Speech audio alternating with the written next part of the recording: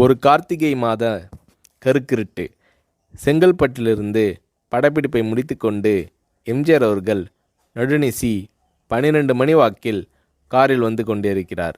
கண் விழித்தவாறே தனது காரில் எம்ஜிஆர் அவர்கள் வந்து கொண்டிருந்த பொழுது வழியில் போலீஸ் உடையில் நின்ற ஒருவரை பார்க்கிறார். எம்ஜிஆர் அவர்களின் கார் அவரை கடந்து செல்கின்ற போது எம்ஜிஆர் அவர்களின் நெஞ்சில் பொறி தட்டுகிறது. ஆள் நடமாட்டமே இல்லாத இந்த அர்த்த ராத்திரியில் அந்த போலீஸ்காரர் பஸ்ஸுக்காக காத்து நிற்கிறார் என்பதை எம்ஜிஆர் அவர்கள் புரிந்து கொள்கிறார். உடனே தனது டிரைவரிடம் காரை நிறுத்த சொல்கிறார் எம்ஜிஆர். கார் பின்னோக்கி வருகிறது. போலீஸ்காரரின் அருகில் காரை நிறுத்தி கதவை திறந்து ஏறுங்கள், எங்கே போக வேண்டும் என்கிறார் எம்ஜிஆர். பரவாயில்லை, நான் பஸ்ஸிலே வந்து விடுகிறேன் என்கிறார் அந்த போலீஸ்காரர். நேரமாகிவிட்டது, இனி இந்த ரூட்டில் பஸ் கிடையாது, ஏறிக்கொள்ளுங்கள் என்று எம்ஜிஆர் அவர்கள் வலுக்கட்டாயம் செய்ய போலீஸ்காரர் வேண்டா வெறுப்பாக ஏறுகிறார். காரின் உள்ளே லைட் போட்டு சாப்பிட்டீங்களா என்று கேட்டுக்கொண்டே தனது சீட்டுக்கு பின்னால் இருந்த பிஸ்கெட் பழங்களை எடுத்து கொடுக்கிறார் எம்ஜிஆர். இப்படி ஓசியில் பயணம் செய்வதே எனக்கு உடன்பாடில்லை. இன்னும் நீங்கள் உண்ண சொல்லி வேறு என்னை இழிவுபடுத்தாதீர்கள் என்று போலீஸ்காரர் மறுக்கிறார். எம்ஜிஆர் அவர்கள் பூரிக்கிறார். இருப்பவனிலிருந்து இல்லாதவன் வரை படித்து பதவியில் இருக்கும் எத்தனையோ பேர் எனக்கு அது வேண்டும் இது வேண்டும் என்று எம்ஜிஆர் அவர்களிடம் வேண்டியதை பெற்று செல்கிறார்கள். ஆனால் சாதாரண பொறுப்பில் இருக்கும் இந்த போலீஸ்காரரின் நேர்மை எம்ஜிஆர் அவர்களை மெய்சிலிர்க்க வைத்துவிட்டது. எம்ஜிஆர் அவர்களின் கார் கத தூரத்தில் வந்து கொண்டிருந்தாலும் காரின் நிறத்தையும் ஒளியையும் மனம் கமலும் ஓடிக்கான் வாசனையையும் வைத்து இது எம்ஜிஆர் அவர்களின் கார் என்றும் கார் சென்ற தடத்தை தொட்டு வணங்குகின்ற அளவுக்கு புகழுடன் திகழ்ந்த நேரம் அது. அரை மணி நேரம் கார் சென்று கொண்டிருக்கிறது. ஆனால் அதுவரை எம்ஜிஆர் அவர்களை பற்றி பெரிதாக போற்றி புகழ்ந்து பேசாமல் அந்த போலீஸ்காரர் வந்ததே புரட்சித் தலைவர் எம்ஜிஆர் அவர்களுக்கு அந்த போலீஸ்காரர் மீது மரியாதையை கூடுதலாக்கியது. நான் தான் எம்ஜிஆர் என்கிறார் எம்ஜிஆர். கேள்விப்பட்டிருக்கிறேன் என்கிறார் அந்த போலீஸ்காரர். பொன்மனச்செம்மல் எம்ஜிஆர் அவர்களின் முகத்தில் கோபம் இல்லை, பதிலுக்கு பொன்முறுவல் மலர்கிறது. என் படங்களை பார்த்து இருக்கிறீர்களா என்று கேட்கிறார் எம்ஜிஆர். நான் சினிமாவே பார்ப்பதில்லை என்கிறார் அந்த போலீஸ்காரர். புரட்சித் தலைவர் எம்ஜிஆர் அவர்கள் இன்னும் பிரமிக்கிறார். இப்போது கார் சத்தத்தை தவிர ஒரே நிசப்தம். போலீஸ்காரர் தனது வீட்டிற்கு 1/2 கிலோமீட்டர் தூரத்திற்கு முன்பே காரை நிறுத்த சொல்லி இங்கேயே இறங்கிக் கொள்கிறேன் என்கிறார்.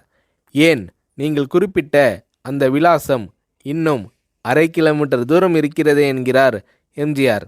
சாதாரண போலீஸ் உத்தியோகத்தில் இருக்கும் நான் காரில் வந்து இறங்கினால் என் வீட்டிற்கு அருகில் உள்ளவர்கள் என்னை தவறாக நினைத்து கொள்வார்கள். இதுவரை இப்படி நான் யார் காரிலும் ஓசியில் வந்து பழக்கமில்லை. நீங்கள் இவ்வளவு தூரம் செய்த உதவிக்கு நன்றி என்கிறார் அந்த போலீஸ்காரர். புரட்சித் தலைவர் எம்ஜிஆர் அவர்கள் அதற்கு மேல் எதுவும் பேசவில்லை. அவர் எந்த போலீஸ் ஸ்டேஷனில் பணிபுரிகிறார் என்பதை மட்டும் கேட்டு தெரிந்து கொண்டு கிளம்புகிறார். அடுத்த நாள் செங்கல்பட்டு போலீஸ் ஸ்டேஷனுக்கு ஃபோன் செய்து நான் எம்ஜிஆர் பேசுகிறேன் என்கிறார் எம்ஜிஆர். ஃபோனை எடுத்த டிஎஸ்பி உதறலோடும் உற்சாகத்தோடும் தலைவரே வணக்கம் என்கிறார். இரவு சந்தித்த போலீஸ்காரரை பற்றி விசாரிக்கிறார் எம்ஜிஆர். அந்த டிஎஸ்பி சொல்கிறார், நீங்கள் குறிப்பிடும் அவர் இன்று விடுப்பில் இருக்கிறார். அவர் கையூட்டு வாங்காதவர், கடமை தவறாதவர். காவல்துறையின் நேர்மைக்கு இவரே இலக்கணம். வெற்றிலை பாக்கு, பீடி, சிகரெட் போன்ற போதை வஸ்துக்கள், நாடகம், சினிமா போன்ற பொழுதுபோக்கு அம்சங்களையெல்லாம் இவர் அறியாதவர். கல்யாண வயதில் உள்ள 3 பெண்களையும் கரை சேர்க்க முடியாமல் கஷ்டத்தில் இருக்கிறார் என்கின்ற விபரம் டிஎஸ்பியால் எம்ஜிஆர் அவர்களுக்கு சொல்லப்படுகிறது. அவரை நாளை என் தோட்டத்திற்கு வர சொல்லுங்கள் என்கிறார் எம்ஜிஆர். கேட்டுக்கொண்ட டிஎஸ்பி, உங்களோடு ஃபோனில் ஆளுக்கு ஒரு வார்த்தை பேச இன்ஸ்பெக்டர், சப் இன்ஸ்பெக்டர் உட்பட எல்லோரும் ஆசைப்படுகிறார்கள். ஃபோனை அவர்களிடம் கொடுக்கலாமா என்கிறார். எம்ஜிஆர் அவர்கள் கொடுங்கள் என்கிறார். பேசுகிறார். அந்த போலீஸ் ஸ்டேஷனே புண்ணியம் பெற்றதாக மகிழ்ச்சி அடைகிறார்கள் அந்த போலீஸ்காரர்கள்.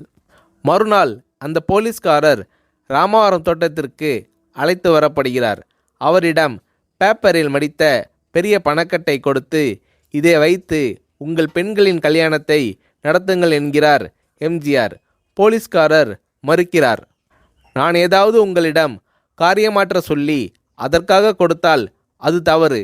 என்னால் ஆக வேண்டியது உங்களுக்கும், உங்களால் ஆக வேண்டியது எனக்கும் எதுவும் இல்லை.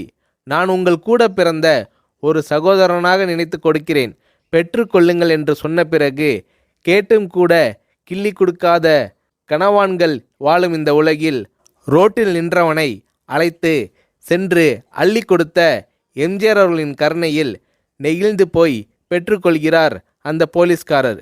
பிறகு ஒரு தேதியில் புரட்சித் தலைவர் எம்ஜிஆர் அவர்களே சென்று அந்த போலீஸ்காரரின் 3 பெண்களின் திருமணத்தையும் நடத்தி வைத்து வாழ்த்தி இருக்கிறார்.